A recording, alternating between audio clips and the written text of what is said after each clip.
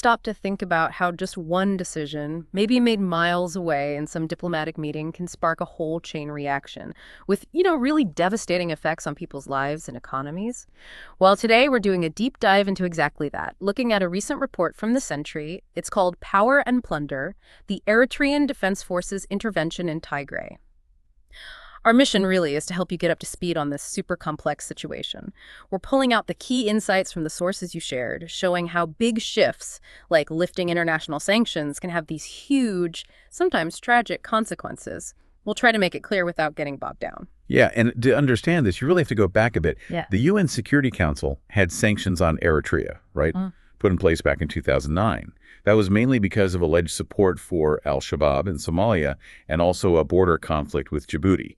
So things like an arms embargo were in place. No. Then, November 2018, those sanctions get lifted. Ethiopia actually lobbied for it. Initially, there was this hope, maybe things would stabilize in the region. But as this Century report lays out, that hope didn't last long. Right, and that's the paradox the report digs into. Eritrea had apparently ignored UN requests before, even blocked monitors, but the sanctions were lifted anyway. So what does the report say happened? How did this move, maybe meant for peace, end up seemingly empowering the Eritrean Defense Forces, the EDF, to play what the report calls a prominent and highly problematic role in the Tigray war just 2 years later? Well, the report really flags the lifting of sanctions as a key factor.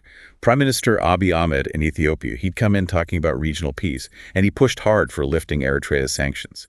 But the unintended consequence, according to TheSentry, was removing a major check on Eritrea's military. Instead of peace, it seems it opened the door for Eritrea to rearm and, prepare for what came next. Okay, so that shift sort of sets the scene. Let's talk about the Tigray War itself, starting November 3rd, 2020. The common story is often that the TPLF, the Tigray People's Liberation Front, started it. But this report points to evidence of, months of active planning by Eritrean leaders beforehand. It wasn't spontaneous then. No, not according to this evidence. It suggests a common cause developing between Eritrea and Ethiopia against the TPLF.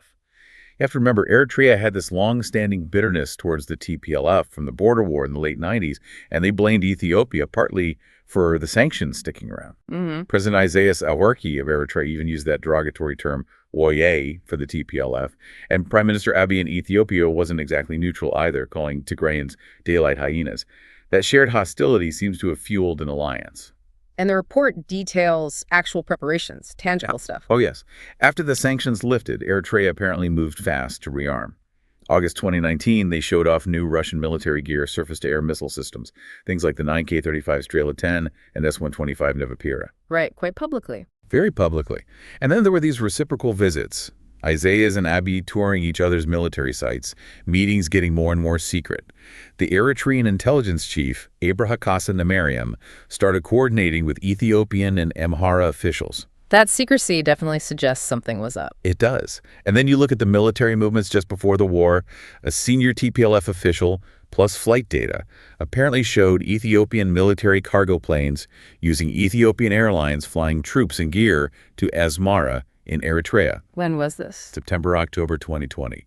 So before the November 3rd start date. Oh, wow. Okay. And then November 5th, just 2 days in, you see images of Ethiopian Army hardware tanks, armored carriers, Soviet-era T-55s, T-72s deployed, but on the Eritrean side of the border, near a place called Mukuti. And the report names a key Eritrean figure in coordinating all this, Brigadier General Iyab Fesehe, or Halebe. That's him. Apparently promoted to head the president's Office of Military Affairs, essentially taking charge of coordinating the invasion, maybe even sidelining the official chief of staff. And his background is interesting. Imprisoned for corruption, then brought back into favor. Yes, the report mentions that. Imprisoned by Isaias years ago, but later rehabilitated.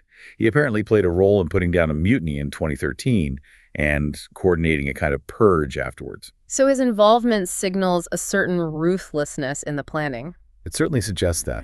And what's really striking in the report is the evidence of pre-planning for looting. This wasn't just opportunistic. They apparently sent plainclothes EDF personnel into Tigray months before the war started. Months before? Doing what? Identifying sites of economic and cultural value. Basically scouting locations and figuring out what transport they'd need to haul stuff away. Coordinated by specific generals for different fronts. So the intent to plunder was there from the outset, and then the invasion itself. The report mentions an estimated 25 EDF divisions. That's huge. A massive force. And despite all this, Eritrea denied being involved for months, even as evidence mounted. Okay, let's pivot now to the nature of the conflict itself. The report talks about extraordinary violence. It acknowledges atrocities by all sides, but highlights the EDF's actions as exceptional, even unmatched in scale and premeditation. Can you give us an example? What about the Aksum massacre? Aksum, in November 2020, is a grim example detailed in the report. EDS and Ethiopian NDF troops shelled the city, then moved in. It wasn't resisted at that point. But then witnesses describe Eritrean soldiers carrying out summary executions of suspected TPLF supporters. Was there a specific trigger? Accounts vary a bit. Some mention a TPLF youth revolt, others a smaller militia attack. But what happened next seems clear. First targeting young men, then door-to-door searches, killing people, even shooting those trying to retrieve bodies from the streets.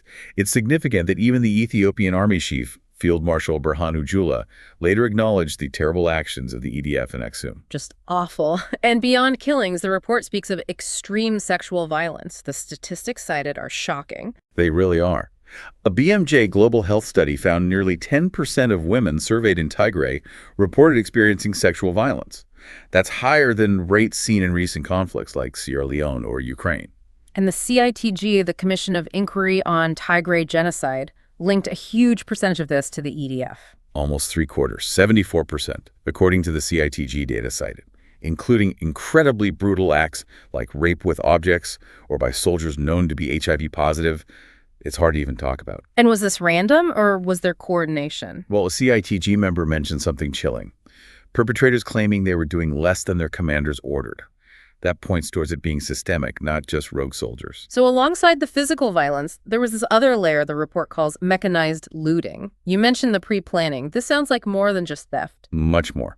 The report argues it was large-scale, systematic, planned not just for enrichment, but specifically for maximal punitive damage to Tigray's economy. To deliberately break it. How did they pull that off? Who was doing it? It seems higher-ranking officers had access to transport old Italian trucks, commandeered newer vehicles, even crane lifts for really heavy items like factory generators. Well, the ordinary soldiers took smaller things. Exactly. Phones, jewelry, things they could carry. And identifying the perpetrators. Witnesses said even when EDF wore Ethiopian uniforms, you could tell by their age, their specific Tigrinya dialect, or because they were clearly giving orders. Documenting any of this was incredibly risky. The report notes that just having photos on your phone could be fatal. Let's trace some examples the report gives. This Zalambesa-Mekelle looting spree. What happened in Zalambesa?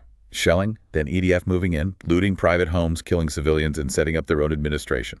Just took over. And Adigrat, major institutions targeted there. Yes, systematically. The museum, the university, the hospital, and crucially, the Addis Pharmaceutical Company, factory Ethiopia's biggest producer of generic medicines. Basically gutted. And the ambulances.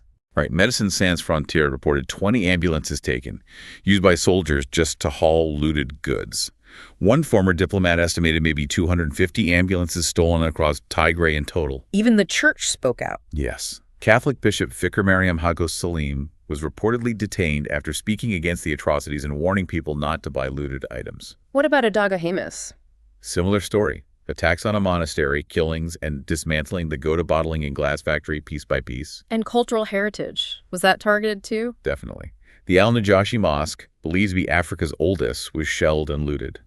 The Aksum Archaeological Museum's systematic theft of ancient manuscripts, holy books, Aksumite gold and silver coins, irreplaceable history, gone. And Wukro factories there. Wukro faced drone and airstrikes, then EDF ground troops came in. They went after big employers like the Sheba Leather Factory and Samaya Dimensional Stones Factory. There were reports of civilians being killed trying to defend these places. And again, what couldn't be moved was destroyed explosives, fire, clearly aimed at crippling the economy long term. So this intense, systematic looting was mainly in the north, where the EDF had the strongest presence. Largely, yes. That's where they dominated. And the report stresses that even after Abiy acknowledged their presence and suggested they'd leave, the EDF stayed in control for months. Later, they were even implicated in looting food aid when TPLF-held areas were under blockade. Okay, so the local impact is devastatingly clear. But you mentioned global ripples. How does something like the UK art market fit into this? Well, the report suggests the UK, especially post-Brexit, and with maybe less funding for monitoring imports, has become a kind of hub for stolen artifacts. Including potentially from Tigray. Potentially. An academic found Tigrayan artifacts appearing on eBay. And a specific UK auction house, Timeline Auctions, apparently saw a huge spike in sales of Ethiopian artifacts starting in late 2020. With questionable origins. Often with very little information about where they came from, their provenance. The Ethiopian embassy didn't comment, and Timeline Auctions denied wrongdoing. But the report notes they have sold items later identified as looted from other conflict zones. It shows how plunder can flow across borders. Now moving towards the present. There was the Pretoria Agreement in November 2022, meant to end the war. But the report says Eritrean forces didn't leave. They're still occupying parts of Ethiopia. That's right. They opposed the agreement, and they've stayed, creating this kind of new de facto border. And what's really interesting or disturbing is how this occupation has created opportunities for new illicit economies. A whole conflict economy has sprung up. What kind of illicit activities are we talking about? Gold is a big one. Tigray has significant gold reserves. The report estimates maybe $75 to $80 million worth of gold is smuggled onto the black market each year now. And the EDF is involved. Heavily involved, particularly officers. They use their own soldiers or local labor for mining in areas they control, taking a huge cut, maybe 70–80%. Outside their direct control, they use civilian brokers, sometimes the same people involved in smuggling humans. Are others involved in the gold trade? Yes. The report mentions senior TPLF officers, some fighters, and also, interestingly, a growing number of Chinese nationals. Chinese nationals? How? Bringing in and operating industrial mining equipment, sometimes using harmful chemicals. There are even links suggested between specific Chinese mining companies and existing Eritrean mining operation. It's becoming quite complex. And it's not just gold, right? What about the sesame trade? Right, white gold. In western Tigray, where Amhara forces and the Fano militia are still active, the EBF is involved in the sesame trade. The report suggests this trade is essentially payment for Eritrean protection, training, and support for those Amhara Fano militias. And the EDF officers dictate terms heavily in their favor. And this new situation has also impacted human smuggling, made it worse. Yes, grimly so. Eritreans were fleeing long before this war, often via Ethiopia. But now, UNHCR camps have been destroyed. Ethiopia's asylum policies have changed. It costs migrants thousands, maybe $2,000 to $4,000 just to reach Ethiopia. And the new danger? The report details Eritrean agents, apparently working with the EDF officers who helped migrants cross the border in the first place, now tracking them down in Ethiopia, kidnapping them, and holding them for ransom. How are they getting the ransom money? Increasingly using bank accounts in Addis Ababa, which makes tracing the money harder. It's a truly vicious cycle. When you step back, the report paints Eritrea's leadership as the clear winner of this messy, no war, no peace situation. They've allied with Russia, rebuilt their military post-sanctions, secured their borders, and they continue to stir trouble by training insurgents like the Amhara Fano. Meanwhile, Tigray, which was economically quite strong, now looks like a classic persistent conflict zone, fractured, unstable, with new resource conflicts brewing. So wrapping this up, what's the main takeaway here? This deep dive into TheSentry's report, Power and Plunder. It seems clear the lifting of sanctions wasn't the only factor, but it was a major enabler. It strengthened the EDF, allowing them to commit some of the worst acts of the conflict. We've traced this complex story of military planning, brutal violence, systematic economic destruction, and human rights abuses that are still shaping the Horn of Africa today. Absolutely. And the report really hammers home the point that the current situation benefits Eritrea's leadership and fuels instability. There's an urgent need, it argues, for international action to prevent things from getting worse and to deal with the ongoing humanitarian fallout. It leaves you thinking, doesn't it? When we hear about these big geopolitical moves like lifting sanctions, how often do we really connect the dots? How often do we understand the full human and economic price that might be paid, sometimes for years or decades far away from the negotiating table? Something to consider long after this deep dive ends.